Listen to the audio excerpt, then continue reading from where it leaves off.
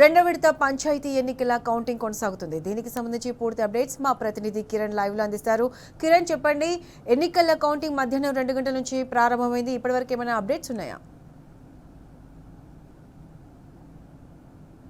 ప్రత్యూష, ఏదైతే రెండో విడత గ్రామ పంచాయతీ ఎన్నికలకు సంబంధించినటువంటి పోలింగ్ మధ్యాహ్నం 1 గంటకు ముగిసింది. కౌంటింగ్ ప్రక్రియ 2 గంటల నుంచి ప్రారంభమైంది. మొత్తంగా 3911 గ్రామ పంచాయతీలో కౌంటింగ్ ప్రారంభమైనటువంటి నేపథ్యంలో మరి కాసేపట్లోనే ఫలితాలు వెల్లడేటువంటి అవకాశం అయితే కనిపిస్తుంది. ఇటు వార్డు మెంబర్లకు కావచ్చు, లేదంటే సర్పంచ్కి సంబంధించినటువంటి కౌంటింగ్ కొనసాగుతున్నటువంటి నేపథ్యంలో ఈ రోజు రాత్రికి ఉప సర్పంచ్ ఎన్నిక కూడా ఉంటుంది. మొత్తంగా 80.84% పోలింగ్ నమోదైంది.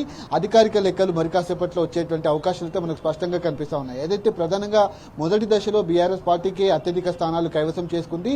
ఇందులో భాగంగా కాంగ్రెస్ పార్టీ నడుస్తున్న నేపథ్యంలో రాష్ట్ర ప్రజలు కూడా పూర్తిగా విసిగిపోయినటువంటి పరిస్థితులు కనిపిస్తున్నాయి. ఎందుకంటే ఇచ్చినటువంటి హామీలు ఏ ఒక్క హామీ కూడా నెరవేర్చకపోగా పూర్తిగా రాష్ట్ర రైతాంగానికి కావచ్చు, మహిళలు కావచ్చు, వృద్ధులు కావచ్చు, విద్యార్థులు కావచ్చు, ఇలా అనేక రంగాలపైన తీవ్ర ప్రభావం పడింది. రాష్ట్ర సంక్షేమం అంతా కూడా సంక్షోభంలోకి నెట్టబడినటువంటి పరిస్థితులు కనబడ్డాయి. కాబట్టి రాష్ట్ర ప్రజలంతా కూడా ఇటు బీఆర్ఎస్ కే పట్టం కడతారంటూ కూడా కొన్ని సర్వేలు అయితే చెప్తా ఉన్నాయి. మొదటి దశలో జరిగినటువంటి పోలింగ్ అంతా కూడా పూర్తిగా బీఆర్ఎస్ పార్టీకే అత్యధిక స్థానాలు అయితే కైవసం చేసుకుంది. బీఆర్ఎస్ బలపరిచినటువంటి అభ్యర్థులు గ్రామాల్లో విజయకేతనం ఎగురవేశారు. ఈ రోజు జరిగినటువంటి ఎన్నికల్లో కూడా అదే మాదిరిగా ఫలితాలు వస్తాయంటూ కూడా బీఆర్ఎస్ పార్టీ ధీమా వ్యక్తం చేసినటువంటి నేపథ్యంలో 2 గంటల నుంచి కౌంటింగ్ ప్రారంభమైంది. మరో గంట 2 గంటల్లోనే ఫలితాలు పూర్తిస్థాయి ఫలితాలు ప్రకటించేటువంటి అవకాశాలు అయితే మనకు స్పష్టంగా కనిపిస్తా ఉన్నాయి. ఎక్కడికక్కడ ఉన్నటువంటి అభ్యర్థులు ఎవరైతే ఉన్నారో ఖచ్చితంగా గెలుపు పైన ధీమా వ్యక్తం చేస్తా ఉన్నారు. ఈ నేపథ్యంలో పోలీస్ బందోబస్తు కూడా అటు పోలింగ్ కేంద్రాల వద్ద కొనసాగుతుంది. ప్రధానంగా ఎన్నికల సంఘం కూడా అనుక్షణం ఉన్నటువంటి పోలింగ్ సిబ్బందితో గైడ్లైన్స్ ఇస్తూ పూర్తిగా వాళ్లకు భద్రతా ఏర్పాట్లు కావచ్చు, ఎక్కడ కూడా చిన్న నిర్లక్ష్యం కూడా వహించకుండా ఉండేందుకు అనేక రకాలుగా ఏర్పాట్లు కూడా చేస్తుంది. కానీ పూర్తి స్థాయి ఫలితాలు వచ్చే వరకు ఏ విధంగా ఉంటుందనేది మాత్రం ఒక ప్రెస్ నోట్ కావచ్చు, లేదంటే కనీసం మాట్లాడినటువంటి దాఖలాలు అయితే రాష్ట్ర ఎన్నికల సంఘంలో కనిపిస్తా ఉన్నాయి. మొన్న జరిగినటువంటి ఘటనల నేపథ్యంలోనే ఎక్కడికక్కడ అటు బ్యాలెట్ పేపర్లు కొట్టుకొని పోవటం కావచ్చు, లేదంటే అక్కడ జరిగినటువంటి నిర్లక్ష్యం కారణంగా కొంతమంది సిబ్బంది కారణంగా రాష్ట్ర ఎన్నికల సంఘం మసకబారుతుందని కూడా మనకు సంకేతాలు అందుతున్నాయి. కానీ ఈ రోజు పూర్తిగా అటు మానిటరింగ్ రూమ్ కూడా మీడియాను లోపలికి అనుమతించలేదు. కనీసం లోపలికి కూడా వెళ్ళలేనటువంటి పరిస్థితులు కనిపించాయి. లోపల కనీసం ఏదైతే పోలింగ్ పర్సంటేజ్ ఒక అధికారిని పెట్టి ఇక్కడ ప్రకటిస్తున్నారు తప్ప కనీసం లోపలికి వెల్లడించేటువంటి అవకాశాలు అయితే మనకు కనిపించట్లేదు. రాష్ట్ర ఎన్నికల సంఘం తీరు కూడా కింద అనుమానాలకు తావిస్తుంది. ఎందుకంటే మరి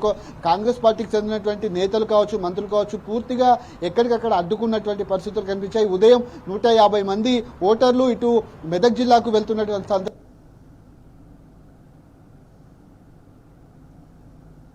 లేకుండా ఇబ్బందులకు గురి చేసినటువంటి పరిస్థితి. ఎందుకంటే మొన్న జరిగినటువంటి ఎన్నికల్లో కాంగ్రెస్ పార్టీకి తీవ్రంగా దెబ్బపడింది. ఎక్కడికెక్కడ షాక్ ఇచ్చినటువంటి ఓటర్లు ఇప్పుడు కూడా అదే మాదిరి ఫలితాలు వస్తాయి, అదే మాదిరిగా ఓట్లు వేస్తారంటూ కూడా వాళ్ళకు ముందస్తు సమాచారం ఉన్నటువంటి నేపథ్యంలో ఎక్కడికక్కడ అడ్డుకునేటువంటి ప్రయత్నం అయితే చేశారు.